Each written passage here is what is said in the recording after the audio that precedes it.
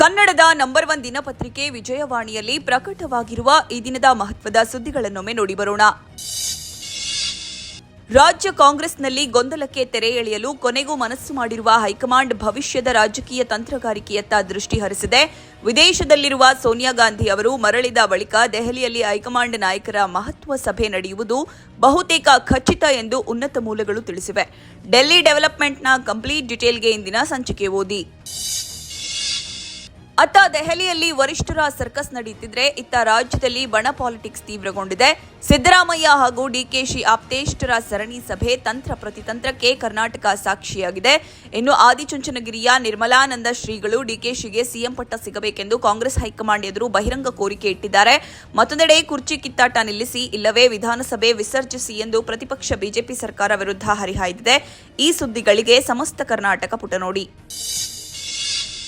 ಚಿತ್ರದುರ್ಗ ಮುರುಘಾ ಮಠದ ಡಾ. ಶ್ರೀ ಶಿವಮೂರ್ತಿ ಮುರುಘಾ ಶರಣರ ವಿರುದ್ಧ ದಾಖಲಾಗಿದ್ದ ಮೊದಲ ಪೋಕ್ಸೋ ಪ್ರಕರಣದಲ್ಲಿ ಬಿಗ್ ರಿಲೀಫ್ ಸಿಕ್ಕಿದ್ದು, 2ನೇ ಹೆಚ್ಚುವರಿ ಜಿಲ್ಲಾ ಮತ್ತು ಸತ್ರ ನ್ಯಾಯಾಲಯ ಅವರನ್ನ ನಿರ್ದೋಷಿ ಎಂದು ಘೋಷಿಸಿದೆ. ಈ ಸುದ್ದಿಗೆ ಮುಖಪುಟ ನೋಡಿ. ವಾಯುಮಾಲಿನ್ಯದಿಂದ ತತ್ತರಿಸುತ್ತಿರುವ ದೆಹಲಿಯಲ್ಲಿ ಮುಂಜಾನೆ ನಡಿಗೆ ವೇಳೆ ತಾವು ಅಸ್ವಸ್ಥಕ್ಕೀಡಾಗಿದ್ದ ಅನುಭವವನ್ನು ಮುಖ್ಯ ನ್ಯಾಯಮೂರ್ತಿ ಸೂರ್ಯಕಾಂತ್ ಹಂಚಿಕೊಂಡಿದ್ದಾರೆ. ಈ ಹಿನ್ನೆಲೆಯಲ್ಲಿ 60 ವರ್ಷ ಮೇಲ್ಪಟ್ಟವರು ಕೋರ್ಟ್ಗೆ ಬರೆದ ವರ್ಚುವಲ್ ವೇದಿಕೆಯಲ್ಲೇ ಕಲಾಪದಲ್ಲಿ ಪಾಲ್ಗೊಳ್ಳಲು ಅವಕಾಶ ನೀಡುವ ಕುರಿತು ವಕೀಲರ ಸಂಘದೊಂದಿಗೆ ಚರ್ಚಿಸಿ ನಿರ್ಧಾರ ಕೈಗೊಳ್ಳುವುದಾಗಿ ಅವರು ಹೇಳಿದ್ದಾರೆ. ಈ ಸುದ್ದಿ ಕೂಡ ಮುಖಪುಟದಲ್ಲಿದೆ. ಭಾರತದಲ್ಲಿನ ಉರಿ ಜಲ ವಿದ್ಯುತ್ ಸ್ಥಾವರವನ್ನ ಗುರಿಯಾಗಿಸಿ ಪಾಕಿಸ್ತಾನ ದಾಳಿ ನಡೆಸಲು ಯತ್ನಿಸಿದ್ದನ್ನ ಕೇಂದ್ರೀಯ ಕೈಗಾರಿಕಾ ಭದ್ರತಾ ಪಡೆ ವಿಫಲಗೊಳಿಸುವ ಮೂಲಕ 250 ನಾಗರಿಕರ ಜೀವರಕ್ಷಣೆ ಮಾಡಿದೆ. ಆಪರೇಷನ್ ಸಿಂಧೂರ ವೇಳೆ ನಡೆದಿದ್ದ ಈ ಕಾರ್ಯಾಚರಣೆ ತಡವಾಗಿ ಧೈರ್ಯ ತೋರುವ ಮೂಲಕ ನಾಗರಿಕರ ಜೀವರಕ್ಷಣೆ ಮಾಡಿದ್ದ 19 ಸಿಐಎಸ್ಎಫ್ ಸಿಬ್ಬಂದಿಗೆ ಸಿಐಎಸ್ಎಫ್ನ ಡೈರೆಕ್ಟರ್ ಜನರಲ್ ಪದಕ ನೀಡಿ ಸನ್ಮಾನಿಸಿದ್ದಾರೆ. ಈ ಸುದ್ದಿಗೆ ದೇಶ ವಿದೇಶ ಪುಟ ನೋಡಿ. ಅಪರೂಪದ ಖನಿಜಗಳ ಮ್ಯಾಗ್ನೆಟ್ ಉತ್ಪಾದನೆಗೆ ಉತ್ತೇಜನ ನೀಡುವ 7,280 ಕೋಟಿ ರೂಪಾಯಿಗಳ ಯೋಜನೆಗೆ ಕೇಂದ್ರ ಸಚಿವ ಸಂಪುಟ ಅನುಮೋದನೆ ನೀಡಿದೆ. ಈ ಸುದ್ದಿಗೆ ದೇಶ ವಿದೇಶ ಪುಟ ನೋಡಿ.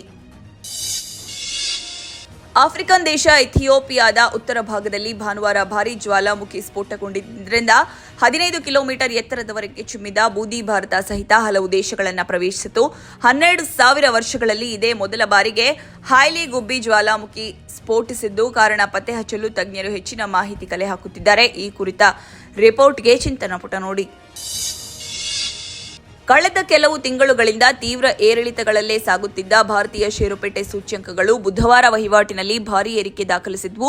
ಮುಂಬೈ ಷೇರುಪೇಟೆ ಸೂಚ್ಯಂಕ ಸೆನ್ಸೆಕ್ಸ್ 1023 ಅಂಕ ಜಿಗಿತ ಕಂಡು 85,610ಕ್ಕೆ ಸ್ಥಿರಗೊಂಡಿತು. ಈ ಸುದ್ದಿಗೆ ಮನಿ ಮಾತು ನೋಡಿ.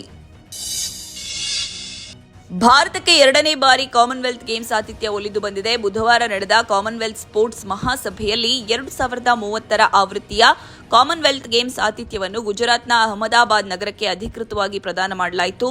ಈ ಸುದ್ದಿಗೆ ಕ್ರೀಡಾಪುಟ ನೋಡಿ. ಸತೀಶ್ ನೀನಾಸಂ ಮತ್ತು ಸಪ್ತಮಿ ಗೌಡ ಮೊದಲ ಬಾರಿಗೆ ಜೋಡಿಯಾಗಿರುವ ಸಿನಿಮಾದ ದಿ ರೈಸ್ ಆಫ್ ಅಶೋಕ ಶೀರ್ಷಿಕೆ ಮತ್ತು ಕಂಟೆಂಟ್ ಮೂಲಕ ಈಗಾಗಲೇ ಸಿನಿಮಾ ಪ್ರೇಮಿಗಳಲ್ಲಿ ಕುತೂಹಲ ಮೂಡಿಸಿರುವ ಈ ಚಿತ್ರದ ಮೊದಲ ಹಾಡು ಇದೀಗ ಬಿಡುಗಡೆಯಾಗಿದೆ. ಏಳೋ ಮಾದೇವ ಎಂದು ಸಾಗುವ ಈ ಹಾಡನ್ನು ಬೆಂಗಳೂರಿನ ಪ್ರಸಿದ್ಧ ಗವಿಗಂಗಾಧರೇಶ್ವರ ದೇವಸ್ಥಾನದಲ್ಲಿ ರಿಲೀಸ್ ಮಾಡಲಾಯಿತು. ಈ ಸುದ್ದಿಗೆ ಉಲ್ಲಾಸ ನಮಸ್ತೆ ಬೆಂಗಳೂರು ನೋಡಿ. ಇವಿಷ್ಟೇ ಅಲ್ಲ, ಮುಂಜಾನೆ ಮಾತು, ಅಂತರಂಗ, ಭವಿಷ್ಯ, ಮನೋವಿಕಾಸದ ಕಾಲಂಗಳು, ಕ್ರೀಡೆ, ಸಿನಿಮಾ, ದೇಶ ವಿದೇಶಗಳ ಭರಪೂರ ಸುದ್ದಿಗಳ ವಿಶೇಷಗಳಿಗಾಗಿ ವಿಜಯವಾಣಿ ಓದಿ.